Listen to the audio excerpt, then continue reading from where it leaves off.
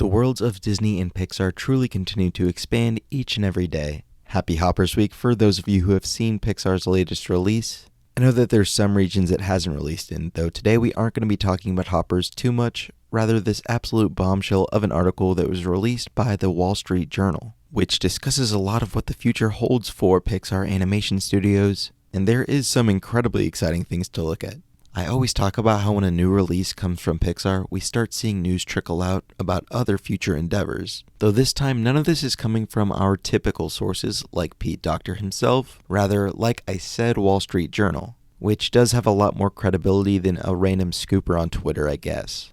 This article itself focuses a lot on Pete Docter and his methods of leadership, and which ways they differ from Lasseter. It explores some box office and pandemic-related struggles they've experienced since he took his position, and what I think most of us are interested in, what films are on the horizon. Since this piece kind of blows the door wide open in a way I haven't seen too often from a publication of this caliber. The article is titled, "Pixar Needs Its Next Hit Franchise. Can Its Reluctant Leader Deliver?" And with that we look into how they are delving into a lot of sequels to sustain box office. But it looks into future original films to see if any new franchises can potentially be born under the Docter leadership. And with that we got some new concepts to look into, but first a new sequel that I'm sure is in the title and the thumbnail. You've probably seen all over the internet by this point, and it is a third film in the Monsters, Inc. franchise. Now before we talk about what is said in this article too much, I will say again, this isn't Pixar or Disney themselves. There is a very strong chance this is all happening because this publication can't just make up anything with no repercussions. That's something I can do.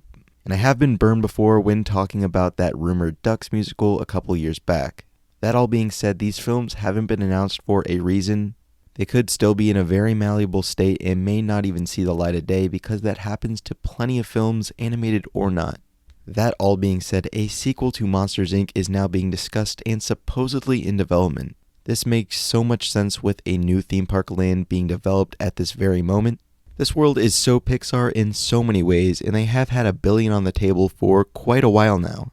Just the thought of bringing back Boo in some way would work for most audiences, I'm sure. I've been saying since the last D23 in 2024 that it will be announced at this one, just as a prediction, and now I feel like this is the safest of bets to make for later this year. Assuming development has been well underway for this film for a while, I'm thinking this releases 2030, maybe in 2031. And I know, sequels are bad, blah blah blah, it's what people say online. I do really like the blend of originals and sequels. I think there's a healthy mix that they could easily do. And I have always wanted to see more of this world, and made by Pixar especially, since Monsters at Work did leave me wanting a lot more.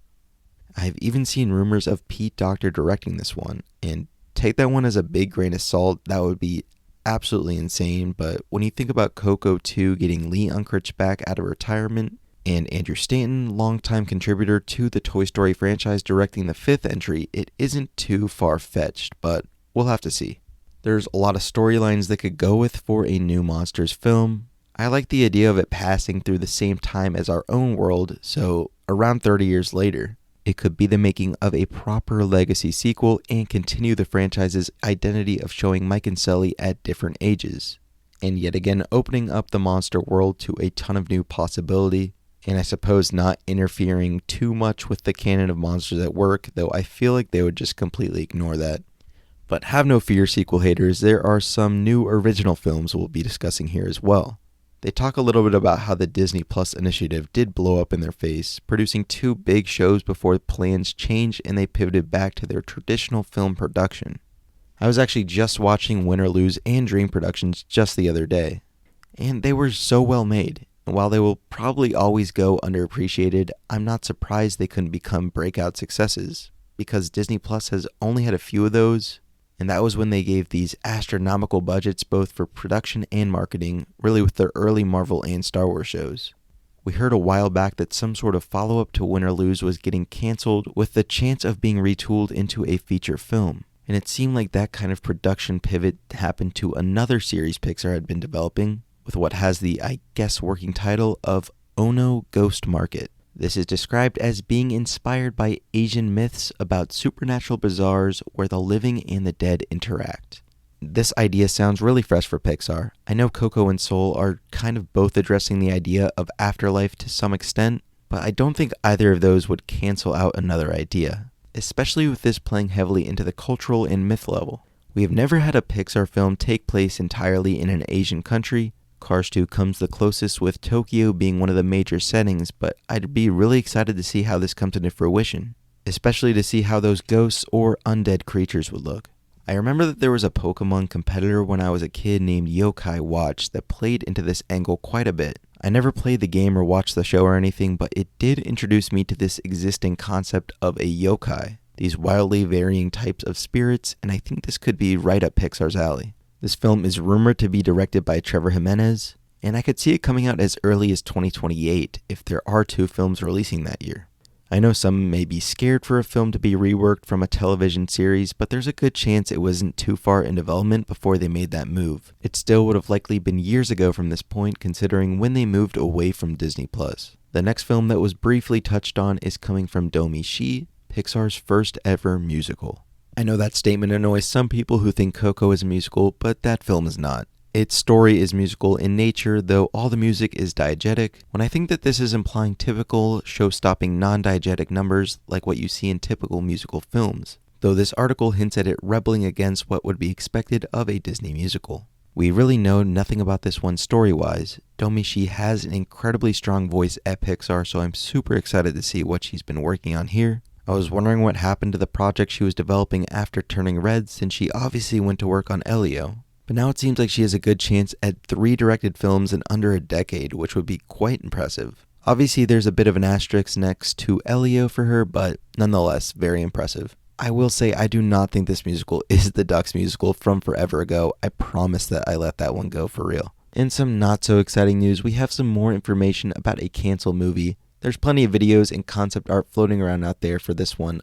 I'm too scared to show it here, so I'll just play some Steven Universe clips since I don't think they're too far off from each other in concept. But this one was codenamed Be-Fri for Best Friends, and it was in development for over 3 years before it was canceled. I think this one was unfortunately at a bad place at the wrong time. It was canceled shortly after an in-progress version was shown to some Disney executives, including Iger, who I think would have just gotten back as CEO. And they were making changes and wanting Pixar to make films with the widest appeal possible. Unfortunately, a lot of the rhetoric you'll hear from executives is in some way against the director-driven era, which was in the early 2020s of Pixar.